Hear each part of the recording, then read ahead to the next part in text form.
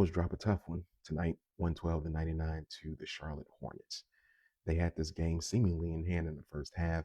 They built a 12-point lead. Charlotte made a little bit of a run. The Bulls were able to hold that off. They were able to get that double-digit lead back, and then in the second half, the bottom just dropped out. Charlotte outscored them 62-41 in the second half. The Bulls, at one point during the third quarter, missed 16 of 21 shots. And when you do that, while Charlotte caught a little bit of fire, especially from downtown, that just spelled impending doom.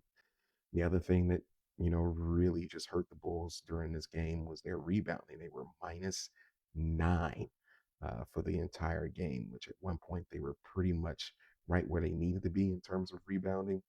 They did have a bit of an advantage in terms of assists, 32-23, but again, they were -6 in points in the paint.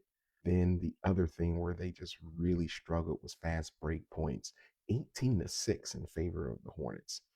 It seemed like the effort was there, and then maybe because it's a back-to-back situation, but you can't really use that as an excuse, as Charlotte also had the back-to-back.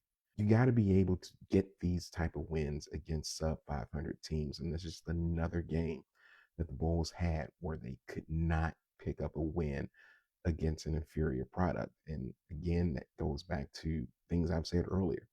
You have to be able to play with effort and heart and execution every single night because you have a team that's a win by committee team and you don't have that star power player that you can go to. Vooch tried his best tonight. He had 28 points. They tried to kind of really feed him the ball, but it seems like every time they made a run, uh, Charlotte had an answer. And then in the fourth quarter, they just stretched the lead out to the point where the Bulls just simply didn't have any answers at all.